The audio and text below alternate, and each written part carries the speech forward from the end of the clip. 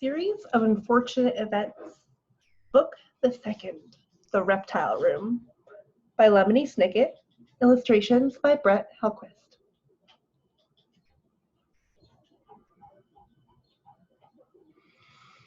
For Beatrice, my love for you shall live forever. You, however, did not. Chapter 1. The stretch of road that leads out of the city, past Hazy Harbor and into the town of Tedia, is perhaps the most unpleasant in the world. It is called Lousy Lane.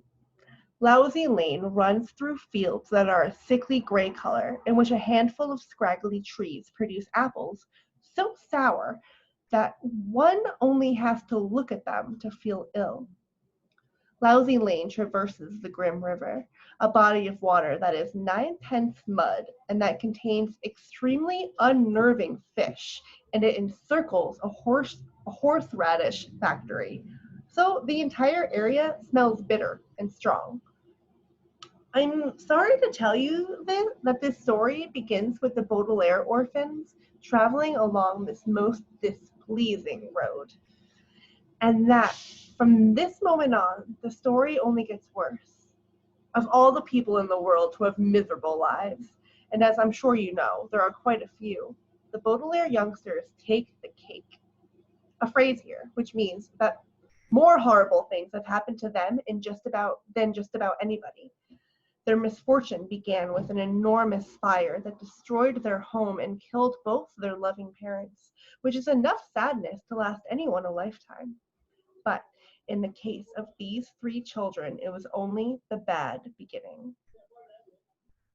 After the fire, the siblings were sent to live with a distant relative named Count Olaf, a terrible and greedy man. The Baudelaire orphans had left behind the Baudelaire parents had left behind an enormous fortune, which would go to the children when Violet came of age. And Count Olaf was so obsessed with getting his filthy hands on the money that he hatched a devious plan that gives me nightmares to this day. He was caught just in time, but he escaped and vowed to get a hold of the Baudelaire fortune sometime in the future. Violet, Klaus, and Sunny still had nightmares about Count Olaf's shiny, shiny eyes, and about his one scraggly eyebrow, and most of all, about the tattoo of an eye on his ankle. It seemed like that eye was watching the Baudelaire orphans wherever they went. So I must tell you that if you have opened this book in the hope of finding out that the children lived happily ever after, you might as well shut it and read something else. Because Violet, Klaus, and Sunny, sitting in a small cramped car and staring out the windows at Lousy Lane, were heading toward even more misery and woe. The Grim River and the horseradish factory were only the first of a sequence of tragic and unpleasant episodes that bring a frown to my face and a tear to my eye whenever I think about them. The driver of the car was Mr. Poe, a family friend who worked at a bank and always had a cough. He was in charge of overseeing the orphans' affairs, so it was he who decided that the children would be placed in the care of a distant relative in the country after all the unpleasantness with Count Olaf.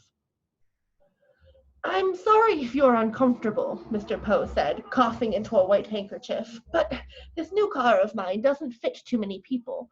We couldn't even fit any of your suitcases. In a week or so, I'll drive back here and bring them to you."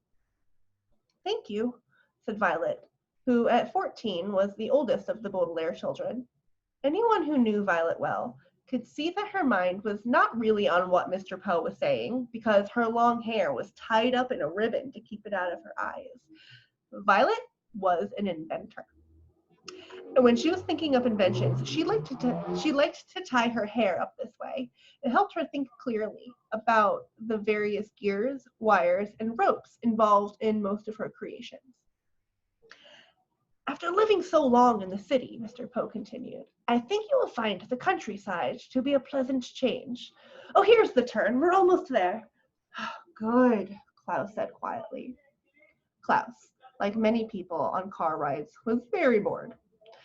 And he was sad not to have a book with him. Klaus loved to read. And at approximately 12 years of age, had read more books than many people read in their whole lives. Sometimes he read well into the night, and in the morning he could be found fast asleep with a book in his hand and his glasses still on. I think you'll like Dr. Montgomery too, Mr. Poe said. He has traveled a great deal, so he has plenty of stories to tell. I've heard his house is filled with things he's brought from all the places he's been. Facts, Sonny shrieked. Sonny, the youngest of the Baudelaire orphans, often talked like this, as infants tend to do. In fact, besides biting things with her 4 very sharp teeth, speaking in fragments was how Sonny spent most of her time. It was often difficult to tell what she meant to say. At this moment, she probably meant something along the lines of, I'm nervous about meeting a new relative. All 3 children were. How exactly is Dr. Montgomery related to us? Klaus asked. Dr. Montgomery is, let me see, your father's cousin's wife's brother. I think that's right. He's a scientist of some sort and receives a great deal of money from the government. As a banker, Mr. Poe was always interested in money. What should we call him? Klaus asked. You should call him Dr. Montgomery, Mr. Poe replied, unless he tells you to call him Montgomery. Both his first and last names are Montgomery, so it doesn't really make much difference. His name is Montgomery? Klaus asked, smiling. Yes, and I'm sure he's very sensitive about that, so don't ridicule him, Mr. Poe said, coughing again into his handkerchief. Ridicule means tease. Klaus sighed. Oh, it was Mr. Poe saying that. Ridicule means tease. Klaus sighed. I know what ridicule means, he said. He did not add that, of course, he also knew not to make fun of someone's name. Occasionally, people thought that because the orphans were unfortunate, they were also dim-witted. Violet sighed too, and took the ribbon out of her hair. She had been trying to think up an invention that would block the smell of horseradish from reaching one's nose, but she was too nervous about meeting Dr. Montgomery to focus on it. Do you know what sort of scientist he is? She asked. She was thinking Dr. Montgomery might have a laboratory that would be of use to her. I'm afraid not, Mr. Poe admitted. I've been very busy making arrangements for you 3, and I didn't have that much time for chit-chat. Oh, here's the driveway. We've arrived. Mr. Poe pulled the car up a steep gravel driveway and toward an enormous stone house. The house had a square front door made of dark wood, with several columns marking the front porch. To each side of the door were lights in the shape of torches, which were brightly lit, even though it was morning. Above the front door, the house had rows and rows of square windows, most of which were open to let in the breeze. But in front of the house was what was truly unusual: a vast, well-kept lawn, dotted with long, thin shrubs in remarkable shapes. As Mr. Poe's car came to a halt, the Baudelaires could see that the shrubs had been trimmed so as to look like snakes. Each hedge was a different kind of serpent, some long, some short, some with their tongues out, and some with their mouths open, showing green, fearsome teeth. They were quite eerie, and Violet, Klaus, and Sonny were a bit hesitant about walking beside them on their way up to the house. Mr. Poe, who led the way, didn't seem to notice the hedges at all, possibly because he was busy coaching the children on how to behave. Now, Klaus, don't ask too many questions. Right away. Violet, what happened to the ribbon in your hair? I thought you looked very distinguished with it. And somebody please make sure that Sonny doesn't bite Dr. Montgomery. That wouldn't be a good first impression.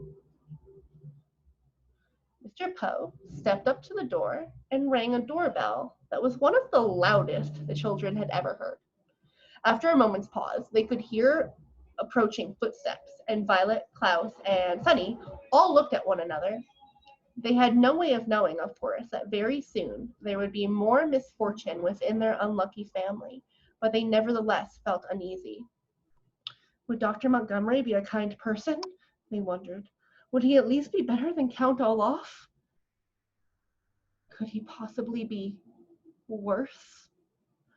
The door creaked open slowly, and the Baudelaire orphans held their breath as they peered into the dark entryway. They saw a dark burgundy carpet that lay on the floor. They saw a stained glass light fixture that dangled from the ceiling.